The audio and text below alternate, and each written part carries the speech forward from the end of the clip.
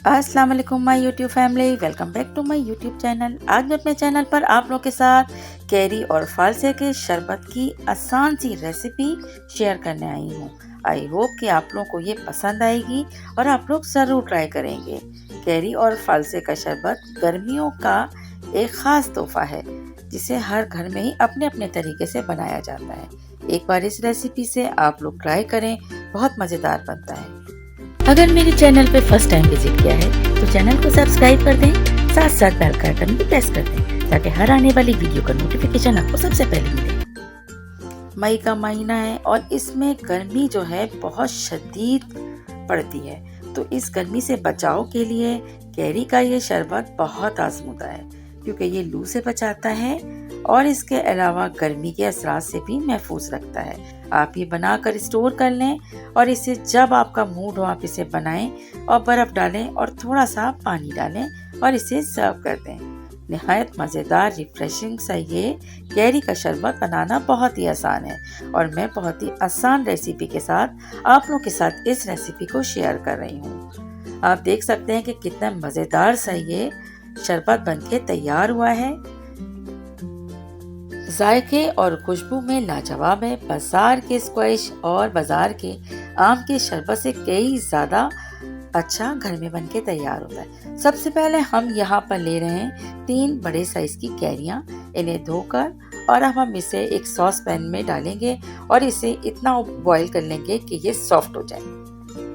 Top portion भी हमने इसका रिमूव नहीं किया है ताकि अच्छी तरह से कैरियाँ जो हैं कुक हो जाएं। अच्छा जी, अब यहाँ पर हमने इसके छिलके को हटाया है और इसके साथ इसका पल्प हम एक स्पून की मदद से रिमूव कर लेंगे। अच्छा जी, अभी क्योंकि कैरियाँ थोड़ी सी गर्म हैं और इसलिए मैं यहाँ पर इस तरह से इसके पल्प को निकालूंगी और ये देखें कितना क्रीमी सा और कितना अच्छा सा इसका पल्प बना है। आपको किसी ग्राइंडर में डालने की भी इसको ज़रूरत नहीं पड़ती अगर आप इस रेसिपी से इस तरह से तैयार करेंगे। 2 तरीके से आम का या कैरियों का ये शरबत बनाया जाता है। एक में छिलका छील के और दूसरे में आप छिलके के साथ ही इसे बॉईल कर लें। दोनों का एक्सपीरियंस मैं कर चुकी हूँ, लेकिन इस रेसिपी से कैरी का ये शरबत बहुत ही मज़े का बनता है। अच्छा जी, दूसरी तरफ हम यहाँ पर एक चाशनी तैयार करेंगे। इसके लिए हमने यहाँ पे 2 गिलास पानी लिया है और तकरीबन यहाँ पर हम 6 टेबल स्पून शुगर ऐड करके बस इतना इसे कुक करेंगे कि जो चीनी है इस पानी के साथ डिज़ोल्व हो जाए। हम यहाँ पे कोई शीरा नहीं पकाएंगे, बस चीनी को डिज़ोल्व करने के लिए हम यहाँ पर इसे कुक करें। आप देख सकते हैं चीनी अब हो गई है अच्छी तरह से डिज़ोल्व। अब हमने जो कैरी का पल्प निकाल के रखा था, चूल्हे को करेंगे हम बंद और वो तमाम का तमाम पल्प इसमें ऐड करेंगे। और अब बारी आती है इसको अच्छी तरह से मिक्स करने की। अच्छा जी, हम यहाँ पे तकरीबन 1 से 2 मिनट तक इसी तरह से स्पून से इसे मिक्स करते रहेंगे। आप अगर चाहें तो यहाँ पर ब्लेंडर इस्तेमाल कर सकते हैं, लेकिन मैं यहाँ पर इसको इसी तरह से बस स्पून से इसे मिक्स करती रहूँगी और एक थिक सा यहाँ पर शरबत बनके तैयार हो जाएगा। अच्छा जी, तकरीबन 1 से 2 मिनट बस इसे बहुत धीमी आंच पर हमने कुक करना है और उसके बाद आप देख सकते हैं कि ये इस तरह से बनके तैयार होगा।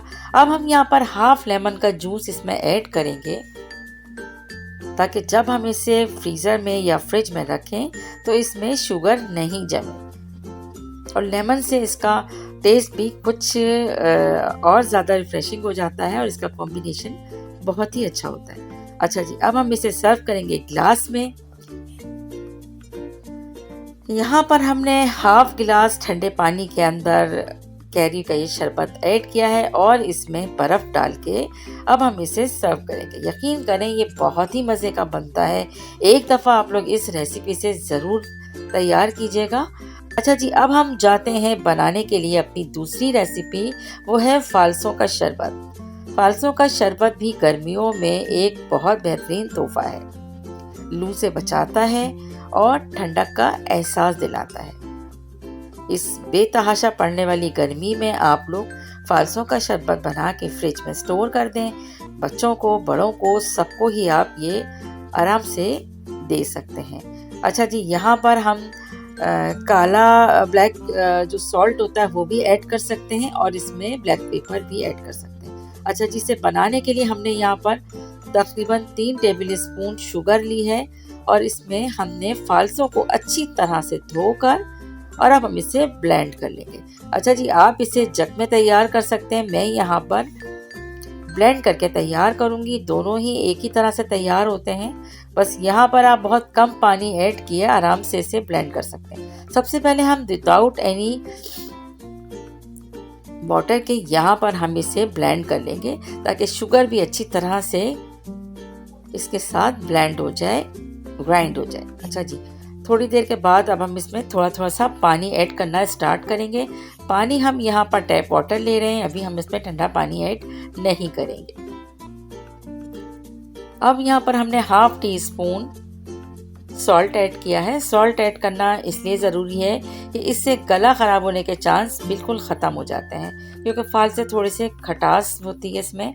लेकिन यहाँ पर नमक ऐड करने से इसके तमाम बेनिफिट जो है वो बरकरार रहते हैं। लेकिन जो पानी की कमी होती है, जो आप लोग इस वक्त जैसे ORS वगैरह का इस्तेमाल करते हैं, तो इसकी जगह अगर आप ये पिएं तो आपकी वो कमी भी पूरी हो जाती है। अच्छा जी, यहाँ पर हमने एक छन्नी ली है और फालसों के शरबत को हम अब छानेंगे। तमाम बीज जो हैं इसमें अब हमने छान लिए हैं। ये जी देखिए, गाढ़ा सा फालसों का शरबत अब तैयार हो चुका है। इसे भी हम बॉटल में रख कर इसे हम सेव कर सकते हैं। आप जितने दिन चाहें, 1 महीना तक ये ख़राब नहीं होता है। लेकिन बस ये ध्यान रहे कि कूलिंग आपके फ्रिज की अच्छी होनी चाहिए। अच्छा जी, यहाँ पर हम इसे सर्व कर रहे हैं। आइस के हमने इसमें क्यूब्स ऐड किए हैं और आधे गिलास पानी के अंदर हम ये गाढ़ा फालसों का शरबत ऐड करेंगे और अच्छी तरह से इसे हम मिक्स कर लेंगे।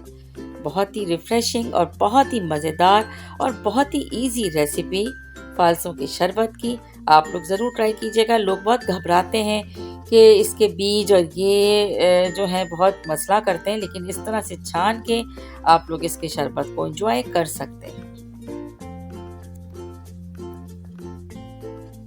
गर्मियों का लाजवाब तोहफा, बहुत ही मज़ेदार और बहुत ही शानदार सा ये शरबत बनता है। अच्छा जी, यहाँ पर हमने इसमें ब्लैक पेपर ऐड किया है और ये लीजिए सर्विंग के लिए तैयार है। शरबत की रेसिपी अगर आपको पसंद आई है तो इसे ज़्यादा से ज़्यादा शेयर करें। रेसिपी अगर वाकई बहुत अच्छी लगी है तो लाइक तो बनता है।